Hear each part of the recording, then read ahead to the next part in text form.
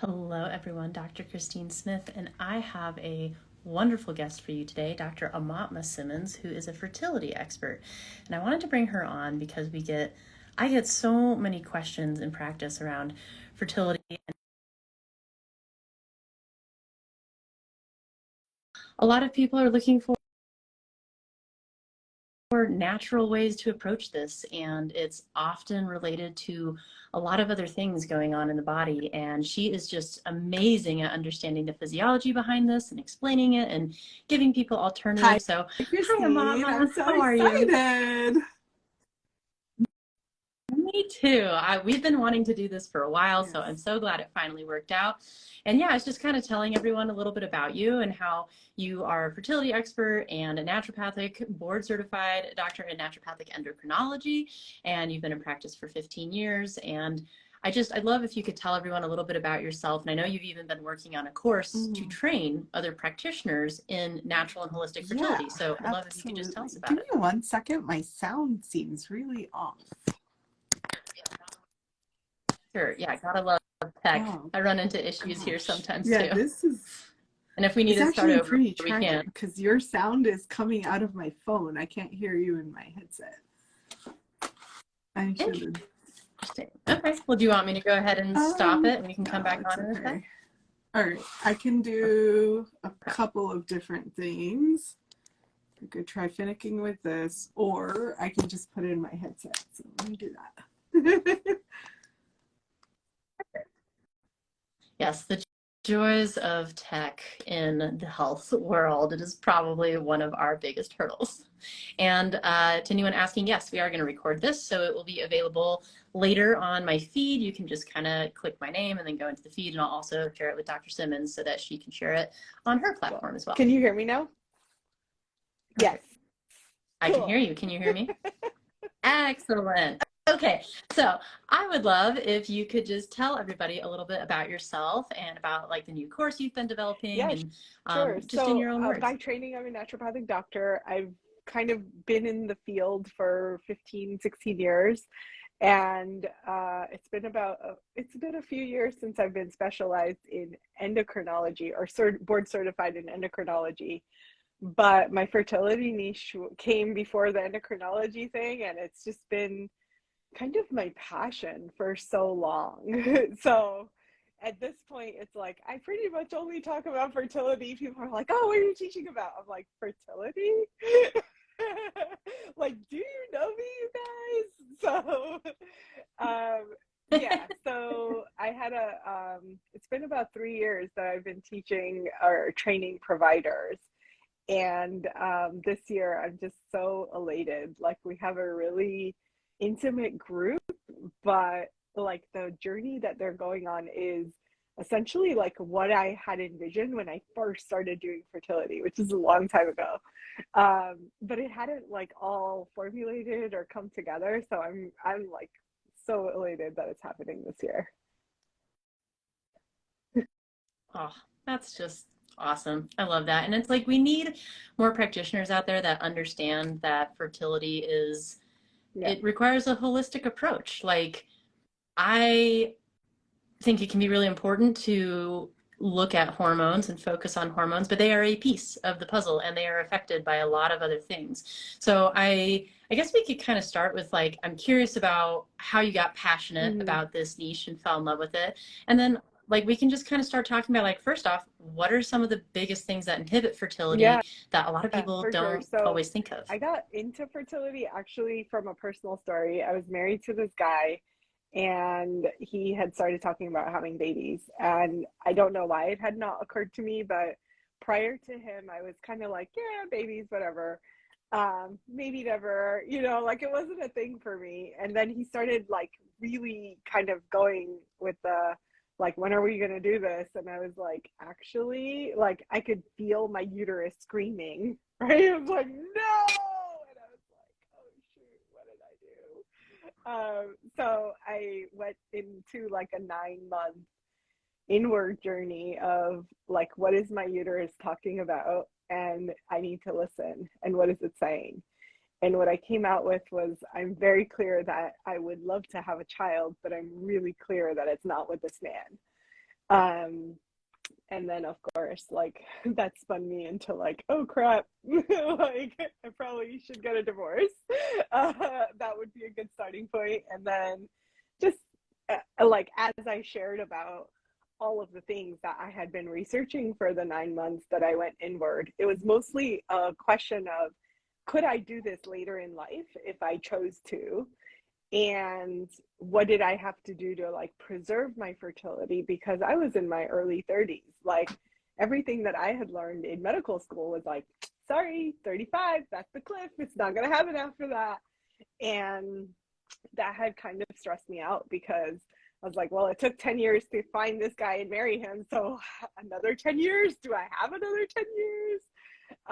So it really became like, how do I do this, and how do I do this in a way that's gonna like be able to give me the option to preserve my fertility for later and be okay with that? And am I comfortable like diving in? And what I realized was just so many like misconceptions around fertility, so many misconceptions around like our hormones and our body and like what's actually going on. The first time I really like took in the like what it's actually like to um like grow a human, like the energy and the like all the things that could go wrong in the process, I was like, oh shit, it's amazing that we have children in this world. And like I was literally crying because I was like, wow, this is so beautiful and so amazing that our bodies can do this, right? And I was like, wow, where was this in medical school? Why did I learn this in medical school? I would have been into fertility from the beginning, but it just didn't come alive in the same way as like watching a video of the growth process and all of that versus like seeing it in a textbook and like, here's an embryo. Like, this is not real for me. So just like putting all the pieces together, and even like the few years prior to this deep dive, my mom had been diagnosed with cancer, and I kind of knew that at on some level prevention was going to be really important. So when the fertility piece came in, I was like, what better way to do prevention than prior to conception? Like we're going as far back as we can possibly go. So that it is really just my mission of like, how do we bring healthier babies into this world? And the women that are struggling with fertility, I obviously like know and understand that struggle. Absolutely. Oh, thank you so much for sharing that. I find so many practitioners' journeys usually start with something of their own and like their passion in helping people. So, I know we're probably going to talk about a number of things, and I'm just kind of watching the people joining and stuff, and I see a variety of men joining as well. And I just want to tell you guys, like, fertility is a two-way street, right? Like, it kind of goes for both parties. And a lot of the stuff that we're going to be talking about that affects hormones affects both men and women and the quality of Mm-hmm. the gamete that you're producing. So essentially, yeah, I just want you to know that it affects you too, because we're going to be talking about main hormone pathways. And even though we're talking about, estrogen and testosterone, we all have Yeah, those hormones. They operate at different levels. And the things that stimulate them, like FSH and LH and gonadotropin releasing hormone, yeah, exist in males and females. So, yeah. anyway, I'd love to dive right into that. So, if we were going to talk about some of the stuff that is just stuff Yeah. people can start doing at home on their own and just thinking about to improve the quality of these things, because I know like one of the questions that came up was, Mm-hmm. can you improve the quality of the egg?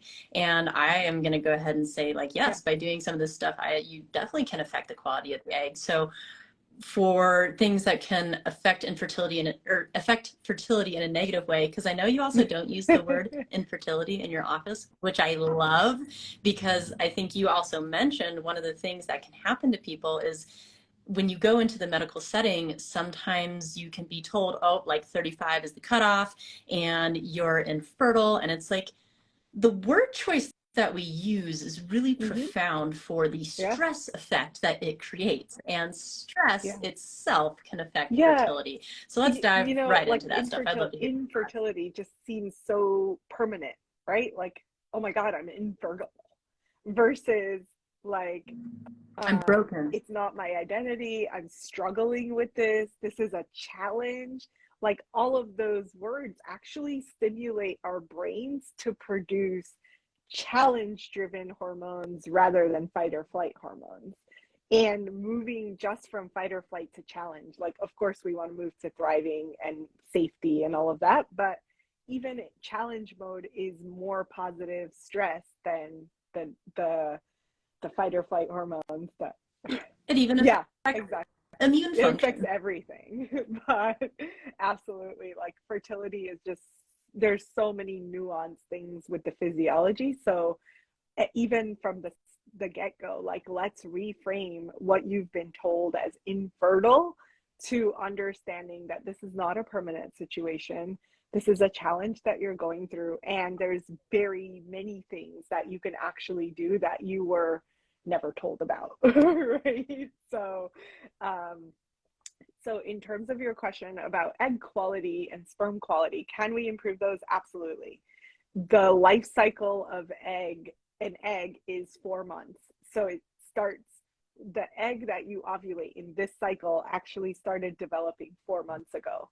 So the status of your health, stress, lifestyle, hormones, all of those things actually predict the ovulation, the egg that you ovulate in this particular cycle. So to me, that's fascinating, because now we have, like, everything that we were doing. We were partying in Vegas 4 months ago. We actually, were we together 4 months ago in Vegas? Um, we could, that, the influence of that would actually happen today.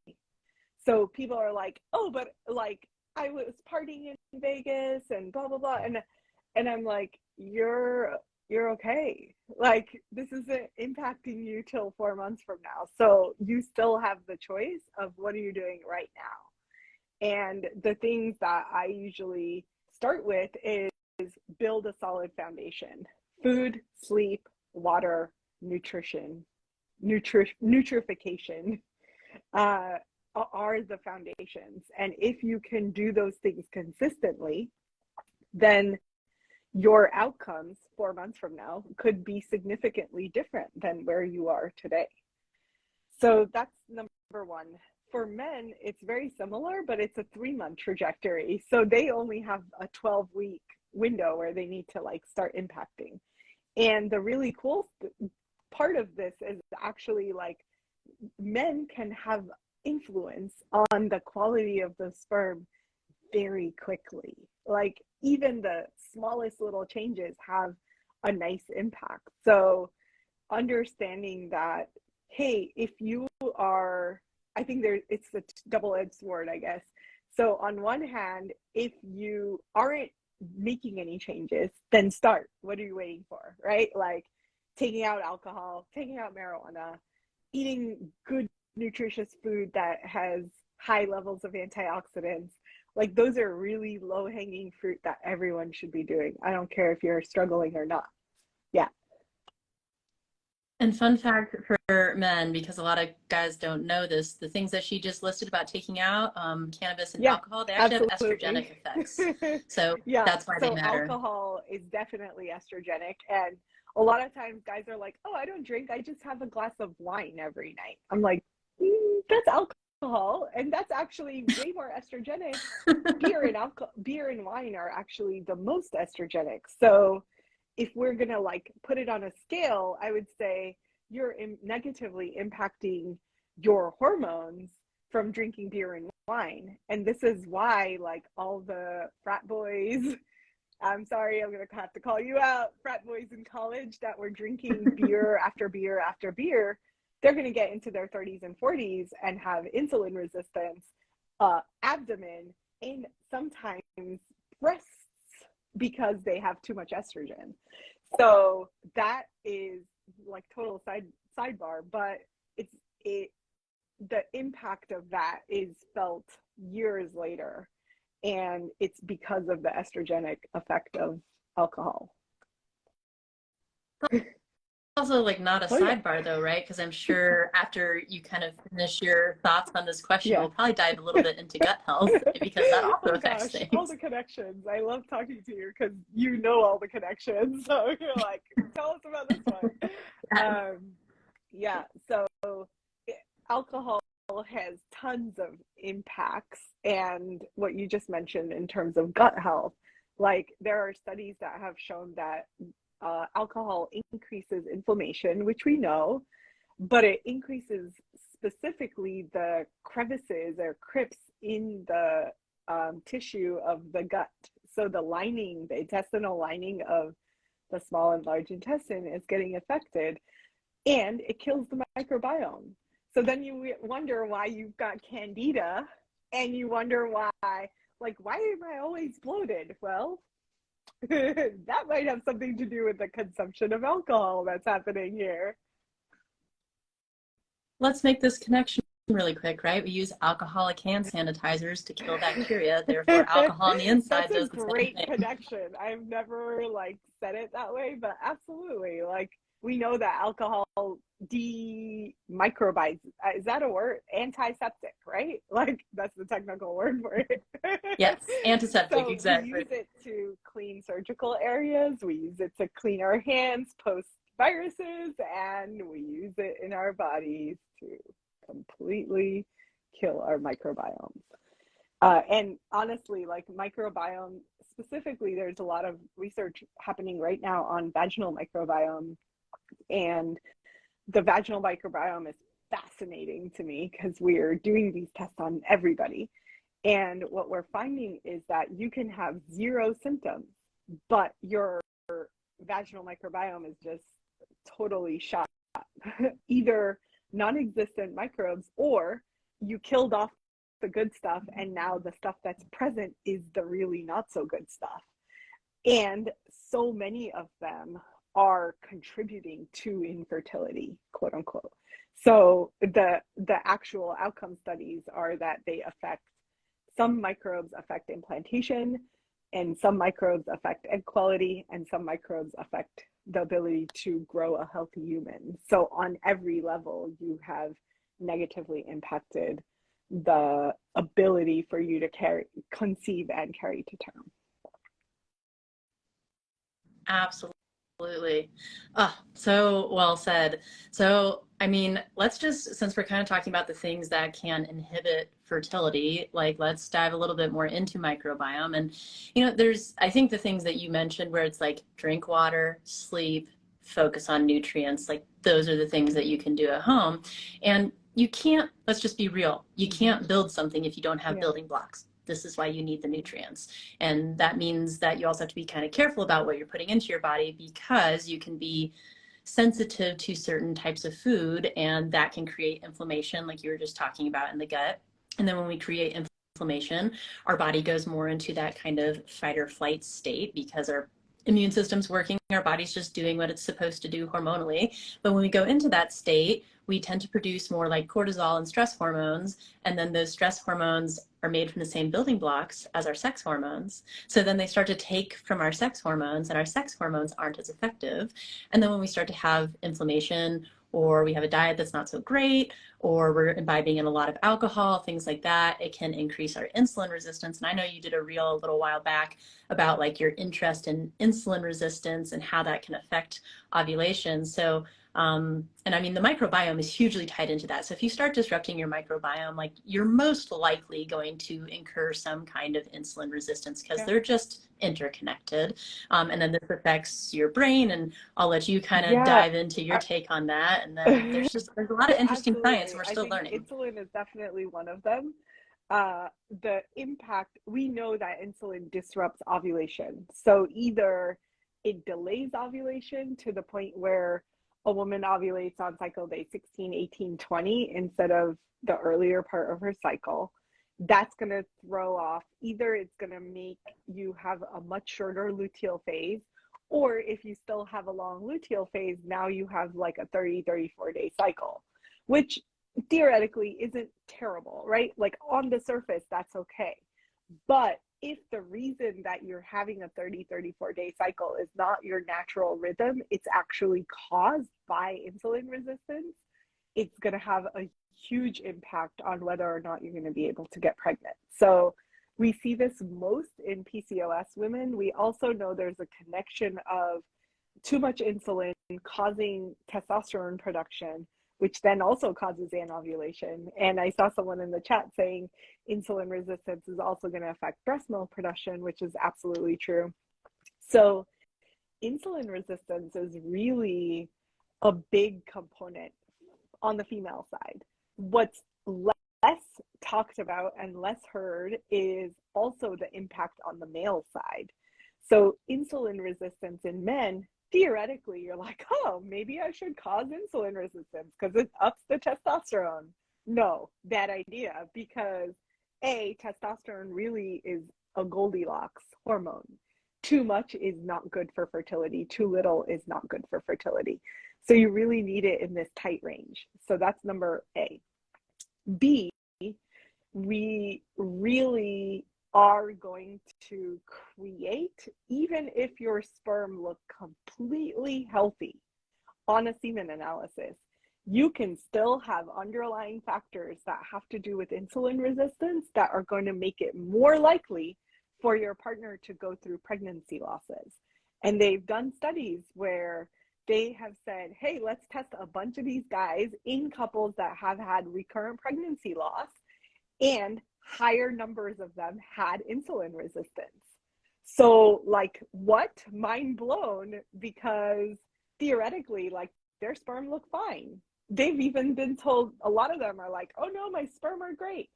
And they come to me and I'm like, no, I don't care what your sperm look like. If you have insulin resistance, high blood sugar, high hemoglobin A1C, I'm sorry, we know statistically that there is an impact on your partner, your woman, being able to carry to term.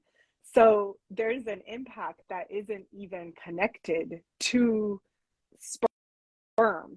Somehow it's impacting, like we just don't know what to look for in the sperm. That's my theory, but I'm waiting to see the research on that. But I think at least the dots are starting to be connected, where recurrent pregnancy loss is not just a female thing, and taking it out of that and being like, hey, this is a partnership issue. It's not just her. She didn't do anything wrong. This is not her fault, right? Like, all of those things have always been true, but now there's evidence that there's stuff that we could catch in your blood work that costs literally $10. Like, every doctor should be testing guys. I don't care how healthy the sperm look. There should be tests for guys that are considered important and baseline before they go and fertilize an egg. Yep. Wow. That is fascinating, and when we start to dive into the biochemistry of that, like, we're still coming to understand insulin too. And insulin has all these interesting things. Like, it has really good purposes, but in excess, like anything, it cannot be great. But it's kind of a growth factor like hormone. And so it has a lot of similarities to other growth factor like hormones.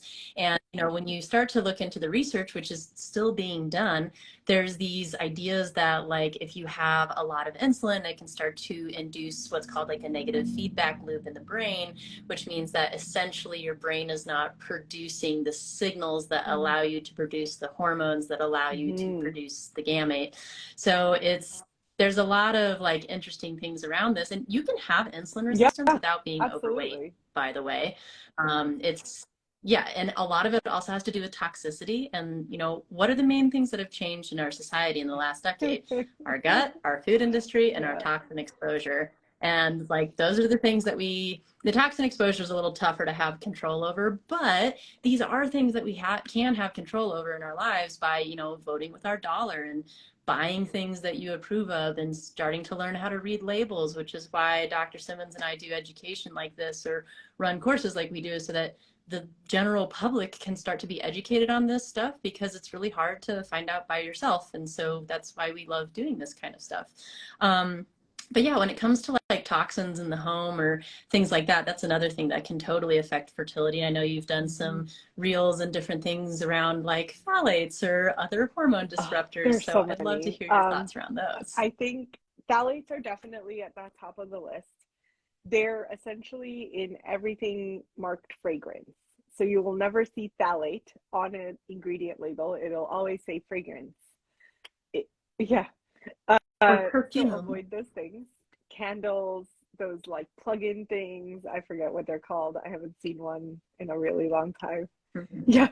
Like the scented Yeah. plugins or Yeah. scented dryer All of the sheets, stuff things that like you that. think is making your home smell good probably has phthalates in it.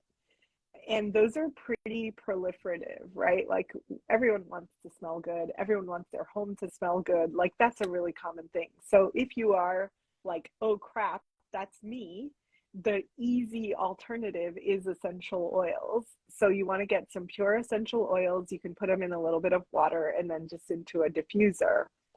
Um, and I have also been questioning the diffusers because they have plastic. And I'm like, well, doesn't that heat up and BPA going into the air? So, so Well, and you also have to be careful about the type of essential oil because I know like lavender can also have yeah, estrogenic effects. yeah, And so just, doing yeah. your research on stuff. Um, and so I found this like thing that you can just put in the bottle of your essential oil, no water, no plastic, like it's just diffusing from the glass. So Cool. I'm like, yeah, dude, let's get rid of this plastic because like I don't know for sure, but my thought is like I don't care if the outside is ceramic, it's really beautiful, it looks great, but the inside is still plastic. So Well, and we yeah, know that like yeah. plastic water bottles and plastic things have things like BPA, and BPA is Yeah, another hormone so disruptor. we were going to toxins. So BPA, BPS, BPF, those are the variants of bisphenol compounds that are essentially pretty prevalent in plastic. The linings or coatings on the nonstick pans are PFOAs, Teflon. Teflon. Uh, but even some of the like non-toxic products are very questionable. So really thinking about like, do I want to be exposed to this stuff that has the potential, even though it's labeled green, I am very wary of all of those types of non-stick coatings. I haven't found one that I feel super comfortable about. So I'm like, just use cast iron, stainless steel, and there's specific kind of stainless steel that you want to get. But like stuff that's not coated, and sure, that makes your life a little bit harder, but in the long run, A, that pan is going to survive forever, but B, like you can scrub it. It's not that big of a deal. Well, the nice thing about what you're talking about, right, is it's like we are giving you things where it might like be a little dramatic in the beginning to make the shift, but then once you make the Mm-hmm. shift, it's like you never think about it again. It's one of those like plug and play things for your health where you're like, okay, I bought a new set of pans. Okay, like I got a water filter for my water. Okay, like I stopped using like the Mm-hmm. wall scented plugins, and like once you start to make this shift, it's not that hard. It's just like the initial process where you find out about all these things can be like a little bit overwhelming. Like I just want to acknowledge that for people, but the more that you learn about it, the more you start to actually feel in control of your own life, and you stop feeling like so much of a victim because you're like, oh, I actually Mm-hmm. know what I can do for my health. So yeah, I don't know. Any other It, thoughts around like the big things that can contribute to yeah. fertility issues So before I we saved the jump on biggest to the one next for one? the end, which is health and beauty aids. Perfect. And unfortunately, those are laden with Ugh. so many chemicals. The average woman walks out of her house with 124 chemicals applied to her body, her skin, which is the biggest organ that absorbs things from the outer world. So we may say, like, oh, it's just a microdose. Well, that could be enough to be affecting your fertility. So And it Yeah. stays in your fat, so it's Yeah. microdose adds And up. a lot of the half-lives, meaning like how long it takes to process out of your body, if the half-life is 3, 5, 15 years, it's in your system for that long. So a little bit of exposure over a lot of time is building up. And so the easiest thing is focus on like one part of your house or life, get rid of those things, then go to the next part, get rid of those things, next part, get rid of those things. And if you like, we have a guide called the Divas Detox Guide that we're happy to share with anybody. So if you guys want to message me, and we can link in this video or whatever, we have a guide that you can like do step by step to learn how to get rid of this stuff, how to swap it out, like what are some easy swaps, what are things that I've already like researched to death, because who wants to do all of this research? It's been literally like, this is probably the biggest labor of love, because I feel like everyone should have access to like, how do I get rid of this crap from my life? I think that's huge because I know for people, like when we talk about this stuff, like I saw someone put like a little sad face. Like I don't want it to be scary or sad. Like I want it to be empowering. So it's not just like, okay, here's all the terrible things to watch out for. Bye. It's like, here's what you can replace it with. And that's what we're going to get to later in our talk of like, what Mm-hmm. can you do to support yourself? We just wanted to address Yeah. some of the things that people might not know first. So any last thoughts around that I before I think kind that of go that into like our covers lab the big question? ones. There's a lot of like Okay. nitty gritty that we can get into, but I think that like a good overview without like overwhelming everybody, that's like, oh my God, they just want me to get rid of everything in my house. Totally. Everything from plastic plants Yes. to the plastic that we put on our bodies. I went through my closet last couple months ago because I was like, how much clothing do I have that doesn't have plastic in it? Because yoga pants to start with are plastic most of the time. And I was like, Yeah. oh my God, like you do one thing and then you're like, wait, but I didn't do this other thing. So I've been wearing, I have Well, worn yoga pants for so long and I do not wear them anymore. My husband's like, what happened to all the yoga pants? I'm like, sorry, babe, those are not coming back. uh, well, I want to also remind people about the concept of like allostatic load, right? So our bodies are capable of handling an amazing amount of stuff, but it depends on what your goals are. Like you can feel fine doing all this stuff and your body can process it decently well, but if you have like a certain set of genetics or you have a certain goal, fertility. like getting pregnant Yeah, and having a super healthy gamete, or you're trying to lose weight, or like a variety of other mm-hmm. things. If you have a health issue, it's going to be more important for you than somebody who's not struggling with a health issue to address some of this stuff. But I don't want you to feel like you're not going to be healthy if you Absolutely. don't address absolutely everything we're talking about. We're just giving you tools and options to look into depending on you and your health and your body, because everybody is different. And this is where like working with a practitioner can be helpful, and you can do certain lab tests. And I saw someone ask earlier, like, how do I heal the microbiome? And I've actually done a whole bunch of talks around that. So feel free to go back in my feed. I just did Oh, one with a cool. microbiologist the other day, and we had a great talk about healing the microbiome.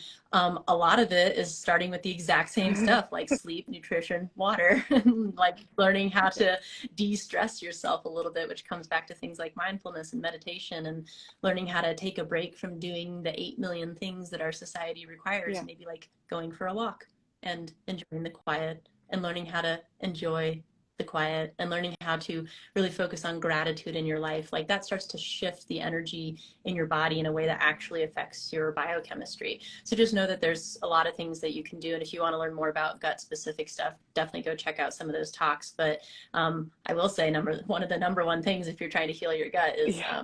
removing alcohol because it depletes B6, which you need to heal your gut. So that's just a pretty easy one. But when it comes to like the customization of care, Mm-hmm. let's talk a little bit about lab testing, because I know that's something that you do a lot of. And when you're doing lab testing for fertility, it can be a little Mm-hmm. tricky because you have to time Mm-hmm. everything right. So Oh gosh. yeah, I'd love to hear So your thoughts on that one. I'll start with the foundational labs that give us the tip of the iceberg of what this picture is looking like. They're literally the last things to be impacted, but they're a good entryway into better understanding what's happening with fertility. So those are going to be day 3, cycle day 3, which means the third day after you start your period. Then I say it because like this is a question we get nonstop. And I'm like, yes, day 3. Yes. Oh, a lot of people were Yeah, never totally. taught how their hormones Totally. work. Like, So please, yeah, why go did, for it. yeah, just our level of education is so awesome. But we're here. That's why we're here. That's why we're doing this. So Yes. on cycle day 3, you can also do cycle day 2 or cycle day 4. That's close enough. Cycle day 5, everything starts to shift. So by cycle day 5, it's too late to do these tests, and cycle day 1 is too early to do the test. So you really have a 3-day window where you can time these tests. And by these tests, we're talking about follicle stimulating hormone, that's FSH, luteinizing hormone, LH, estradiol, and anti-Müllerian hormone, which is AMH. So you have 4 basic hormones that, like, thank God for labs that are now like doing these at-home testing kits that you can order one online. They'll ship it to you. You do a little finger prick, send it back. You have results. Because forever, when I first started these tests were not available. And most women could not afford to do these out-of-pocket tests that could cost you a few $100s. And the doctor wouldn't order it for them unless they had been trying consistently for over 12 months under the age of 35. And just the psychology of 12 months of trying and not getting pregnant, like, oh my God, like it's devastating to, yeah, Talk about it's stress devastating to hormones. try for a few cycles and not get pregnant, let alone a whole year. And then 6 months for anyone over 35. And that was just like the shittiest advice ever. That is still the advice that is given, which I think is so crappy. But we now have a huge variety of lab companies that will ship you an at-home kit and you can get some answers. So that's the first starting point. It's important to understand the physiology of what's happening. So follicle stimulating hormone goes from the brain to the ovaries. It signals the ovaries to start developing follicles. And it usually, the ovary will develop anywhere from 3 to 20 follicles in a given cycle, depending on age, AMH, the reserves that you have, all that takes into account. And it's going to develop a few for that cycle. As they start growing, they release estradiol, which goes back to the brain. And when there's enough estradiol back to the brain, that's the signal for the FSH signal to stop, and the body shifts to LH signal. So estrogen surge happens, LH gets released, and LH is luteinizing hormone. So the brain releases that. The ovary says, oh, time to ovulate. And it pushes out the egg, and what's left behind is a corpus luteum. And that corpus luteum we can talk about is super important. So we'll go back to that in a minute. And then the last hormone I had spit it out was AMH, anti-Müllerian hormone. And traditionally, that number is thought of as the functional ovarian reserve. That is a fancy way of saying an estimate of how many eggs are left in your ovaries. So let's suppose that you are starting to try, you are 38 years old, you get your AMH tested, and it gives you a number, and that number becomes, or has previously become, like the thing that everyone hangs the hat on. Most fertility doctors are like, well, your AMH is low. Sorry, this is not going to go well for you. What the latest study has come out, it literally was this month or last month at the latest. The study that was done on, I want to see how many women, because that's always nice to know. But from what I remember, it was a pretty big study. So like somewhere in the 1,000 to 1,500 women range. And what That's a huge huge study. case study. And what they found is that there was a very small difference between the women that had low ovarian reserve and their ability to get pregnant versus women that had normal ovarian reserve and their ability to get pregnant. So they of course didn't show what did they do, how did they get pregnant, like none of that was talked about in the study. But just the fact that it didn't matter what your AMH was, you could still get pregnant, was a really high rate. Of course, there's a small caveat. What they were calling low AMH is below 0.7. So 0.7 ng per ml, I should be specific because we have tons of different countries here. An AMH of lower than 0.7 was considered diminished ovarian reserve, and those women had no difference in outcomes compared to women that were above 0.7. Now, the caveat here is there's still a cutoff. So it's not like, hey, like this is whoever, anytime, we're going to help everybody.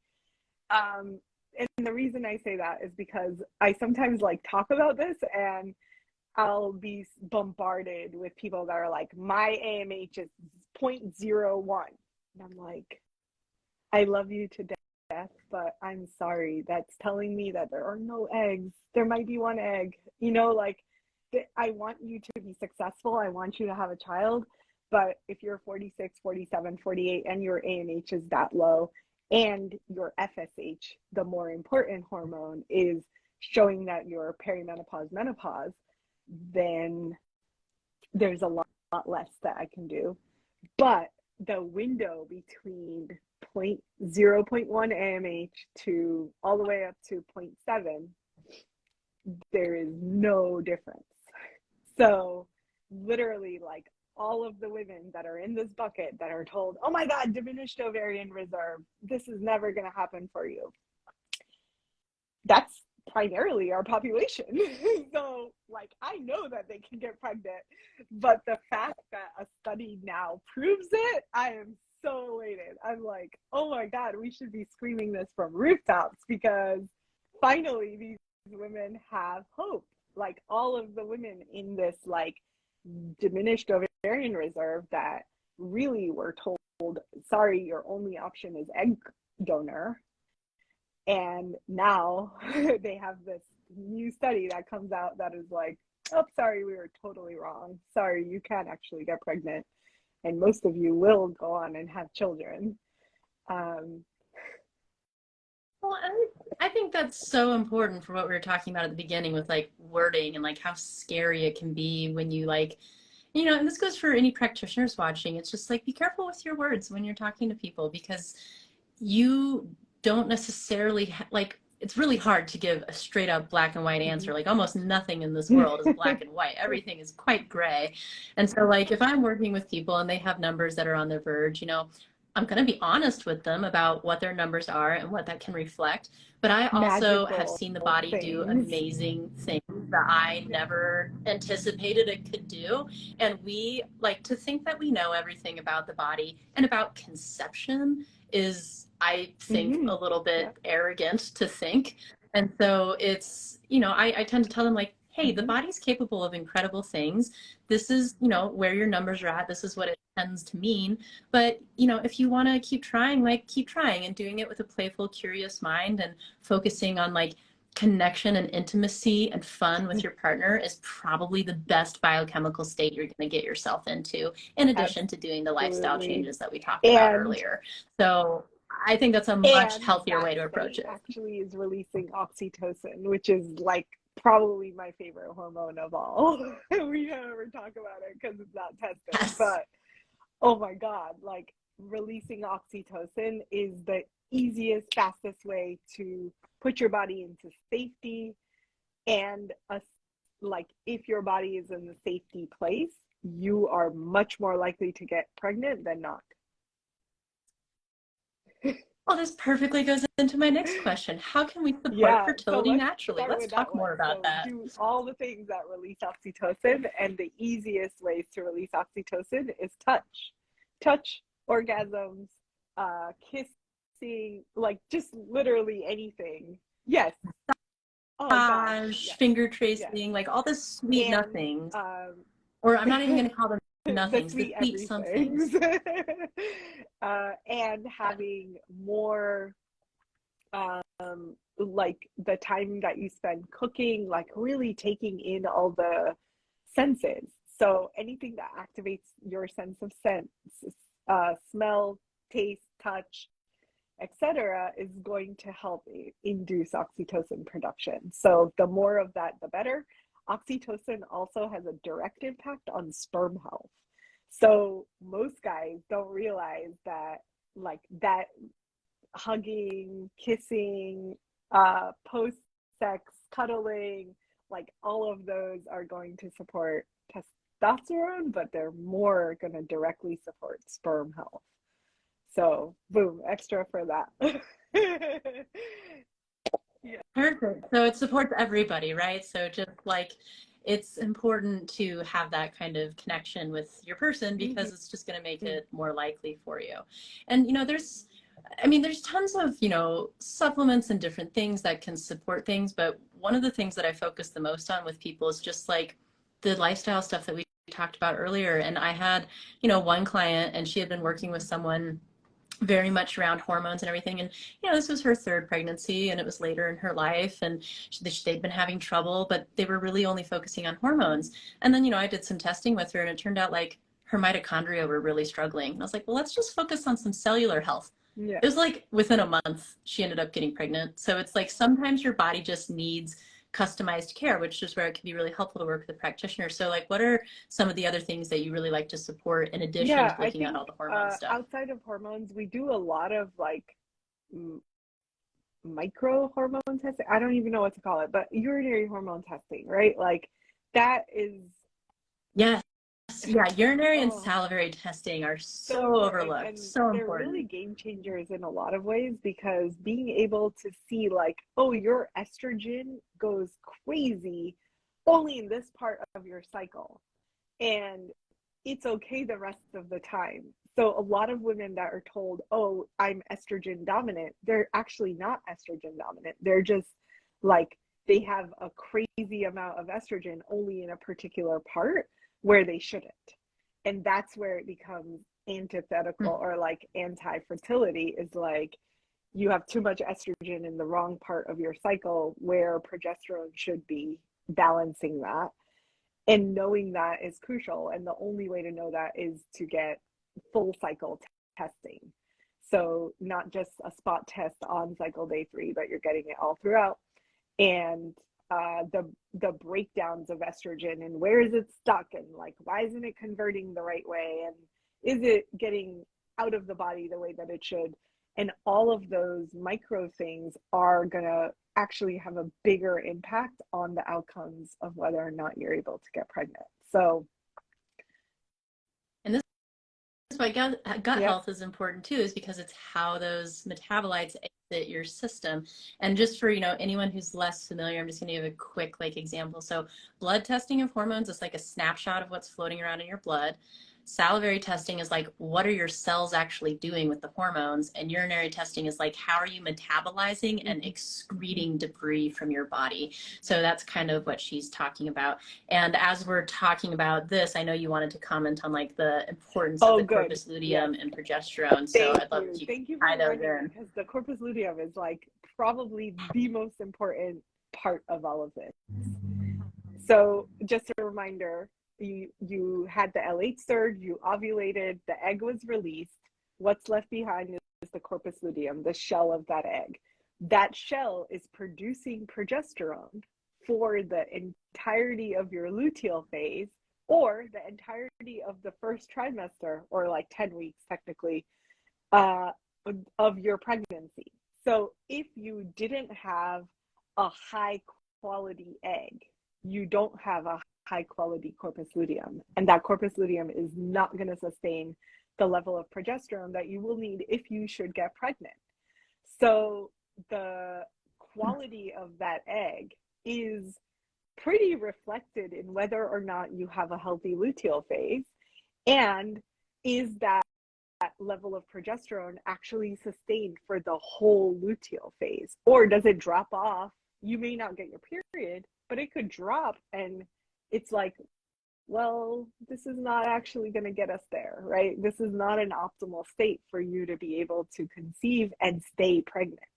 So this is when a lot of people are like, oh, I keep having chemical pregnancies, or I keep having early pregnancy loss. And that's usually from that, the ability of that corpus luteum to really support the production of that progesterone and sustain that level for the entirety of the first trimester. Fascinating. So as we're talking about like what people can do to support that stuff, what Yeah, would be so some of your tips on that? the main things are actually minerals, which we focus less on, but we have a lot of deficiency of minerals because, Especially with yeah, our farming exactly. So practices. the quality of the nutrients in the vegetables that we eat is depleted unless, like, one of my mentors actually is a biodynamic farmer. So they like add Cool. minerals back into the soil before they start planting.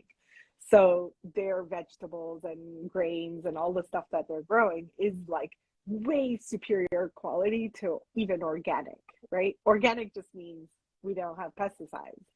Biodynamic, or that extra level of like mineralization, is amazing. But for those of us that don't live near his farm, we need to really remineralize our bodies. So you can do that in a lot of ways. Supplementation obviously is one.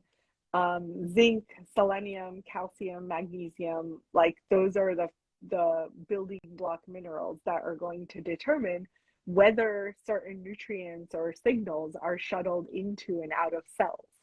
So if you don't have the right signals, if you don't have the right levels of calcium, guess what? That shuttling is not happening across the barrier into the ovary. So ovary's not getting what it needs. Sorry. So a lot of those like channels that are open and shut with calcium, with magnesium, are going to have a huge impact on whether or not you have good egg quality or not so good egg quality. So I think like so many people are focused on like, I'm going to take this, I'm going to take that, I'm going to take Vitex, I'm going to take Maca. And some of those things are fine, but if you really get to the core of it, it's like, well, you're trying to overcompensate for something that you haven't supported your body with. And it's way super easy to be like, let me add in some minerals. Let me add a few drops of something into my water that is going to remineralize my body.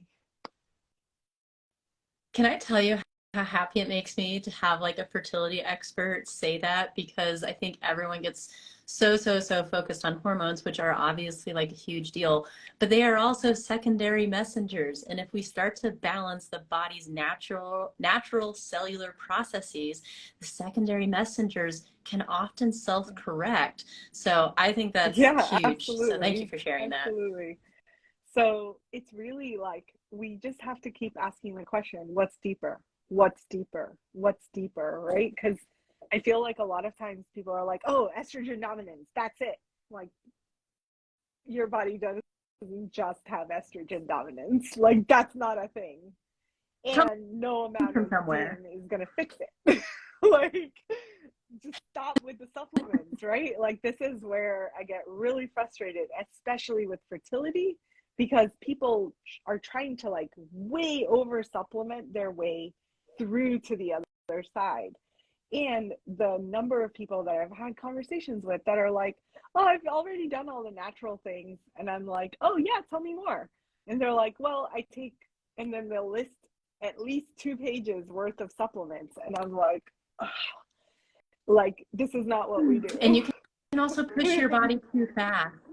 Like not everyone's body, not everyone's genetics can handle And that kind of supplementation. So you really have to and be you can custom. literally be crossing off the good stuff with the other good stuff because you didn't know that there was a cross reaction, right? Like you're not equipped to be making decisions on what all to take. Like take a prenatal, take a multivitamin, take a multi-mineral. Great, no problem. But it's when you get into the hyper weeds of herbs and Herbal. supplements that without like I personally I'm like I'm not giving anybody anything without really understanding like why are we giving you this and what difference is it going to make in your body. So the number of people that are like, hey, just tell me what to take. I'm like, first of all, red flag. Like you shouldn't be messaging anybody on the internet asking them what to take. But B, like, I know nothing about you. We've done zero testing. Like there's so much to this that I can't just be like, oh yeah, take these things. So I also had a client who ended up seeing me, and she told me that she was prescribed hormones from a questionnaire that a doctor mm-hmm, evaluated who never yep. actually like tested her. I will tell people that I think it's a much healthier and safer practice to make sure to actually interact with your practitioner, especially when doing something like exogenous hormones, which can have a Oh lot of gosh. odd side effects. So please work with a Yes, practitioner around absolutely. that stuff. And like we didn't even talk about the exogenous hormones, but hormones, especially with fertility, are like you are cutting off the connection between your brain and ovaries because now you have exogenous hormones that are taking the place of what your body should be producing. And the brain goes, oh, I can check out. I no longer need to do anything because it's covered. And the unfortunate part of this, and so many women are being prescribed progesterone in particular, it's scary. I literally like oh, my heart breaks every time I think about one of my clients who it was probably 2 years ago now that was put on progesterone by a fertility specialist that started on cycle day 13 or something like that, 12 something, and she hadn't even ovulated. So basically this woman was on birth control for 3 vital years, 41 to 44. For 3 years she was on progesterone. And I was crying. I was like, this doctor should be under a microscope. Like, what are we doing? How dare you like put this woman in a like the 3 years that she could have been actually getting support for her fertility. She thought she was doing the best that she could, going to the specialist who kept prescribing her 400 milligrams of progesterone. When we got her off of that, her cycles were 18 days long. She was ovulating on like day 6 because her body didn't know what to do. And it took us a year to like get her cycling back to like 26, 27 days. And like F, like I just want to like curse and scream because But you did get her yes, cycle back, and we were able to balance it. So for anybody who's gone through something scary like this, like know that it's well, possible to get things balanced. yeah. And that's why we wanted to And do the sad this. news is she did not get pregnant because at that point she had literally run out of her window. So the thing about fertility is like you cannot be with a provider who doesn't know what they're doing. Like it's really scary and like it makes me want to cry because I'm like, had you come to me at 41, like you would have been pregnant and had multiple kids by now. Like I have no doubt about it. But it sucks that someone that thought they knew what they were doing put you on this thing that really was the antithetical thing to do. And like the disconnect between the brain and the ovaries takes a little bit of time to like restore. Your brain is like, well, I've been on vacation Yep. for 3 years. I don't know what to do. Well, and that's why it can be so odd to come off of birth control too, which, man, we could do like a whole other separate thing about that. But you know, just I want to reiterate for like anybody who is struggling with this kind of stuff, like know Yeah. that you can go doctor shopping. Like it's okay. You can go get a second, third, fourth, fifth opinion. Like wait until you find someone who resonates with you. And I hope out of everything that we've talked about, it's just given you enough of a knowledge base that you can ask the right questions so that you can feel empowered around what you're doing. But man, I could talk about this stuff with you for probably like another couple hours, but I know you're busy and have a family and I want to respect your time. So if Mhm. we were going to kind of wrap up the stuff that we were talking about and maybe like say like just reiterate a Yeah. couple of the important things that people Yeah. can focus on their own, and then if anyone wants to get in touch with you, Yeah, like great. what would be the best way to reach you? I'm really pretty easily reachable, so DM me on Instagram right here. Send me a message. Happy to chat. We chat with hundreds of people all day long. Like the amount of knowledge that needs to be shared with people, I'm just like, let's do it. I don't care if I need to be in DMs for 3 hours a day. I will get in there and talk to people. We'll have to do another one of these too. So if anyone liked this and you Yeah, to know more about stuff, comment when I yeah, post this we'll do about like another what you want to know, one. and we'll do another one. So to reiterate what we talked about or summarize, kind of making sure that you're getting high quality sleep. The way to know if you're getting good quality sleep is, do you wake up rested in the morning without coffee or tea? If you are dragging the whole day that you don't eat or drink coffee, you're not rested. Get some good rest. And like we could go into why that's important. Check out my Instagram, like lots of info on what is happening with the physiology and why that's so crucial. The second is when you wake up in the morning, just step outside, get some sunshine, like 10-15 minutes. Like it doesn't have to be crazy, but that sunlight actually resets your cortisol patterns and helps produce cortisol, which is actually really a good thing. I know we usually talk badly about cortisol. So cortisol is a friend.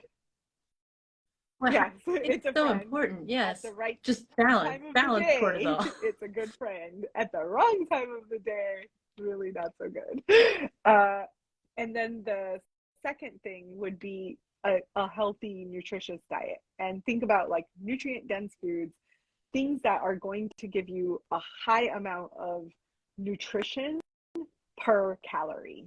So that means pasta and bread are kind of off the list. Chips, cookies, like you name it. If it comes in a bag, a box, or a can, it's probably not made for you to eat. That's the easy thing. Uh, Think like yeah, protein, yeah, vegetables, organ yep. meat, that kind And of stuff. then nutrification. So really like starting with a good quality prenatal and or a good quality multi-mineral complex is really easy. It's low hanging fruit, like not a lot to it, but those would be really, really great to do. And then getting rid of the toxins that are surrounding you and all of the different things that we talked about. Those are I know they're like overwhelming, but you only have to do it once. Once you figure out what products you need, once you figure out, like I only switched out my makeup once. I have all my brands figured out, right? I just click like go in and rebuy. Like that's all I need to do. So it's overwhelming. It's I've had women say, "Oh no, I can't switch my hair product. Like that's not going to work." And I'm like, "You'll be okay. You will survive because at the end of this, you're going to have a baby." Right? Like the the stakes are too high to not Well, do and this. if you send me that link for your guide, I'll put it in the Yeah, text of the video when I post it. And I yeah, any think other that's it. last thoughts on that? So sleep, food, Awesome. toxins, getting rid of, and yeah, Sunlight. get some good nutrients. I will say just like one little fact that you guys can kind of look up more about is if you're not feeling super great on your prenatal, know that there can be genetic differences in how you process B vitamins. So for some people, sometimes they do better with things like folate or methyl tetrahydrofolate rather than folic acid, just depends on the person and their body. So just keep that in mind and know it's something Mhm. that you can talk to your practitioner about. Oh, this is This was so amazing. Thank you fun. so much for your time. Like, I love getting to chat with you.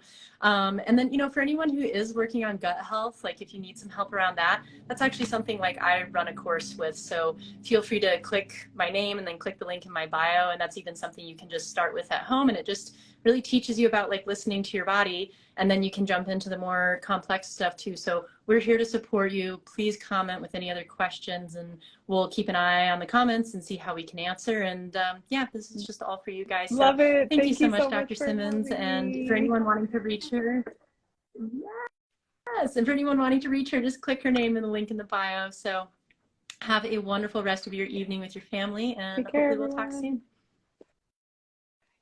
Bye.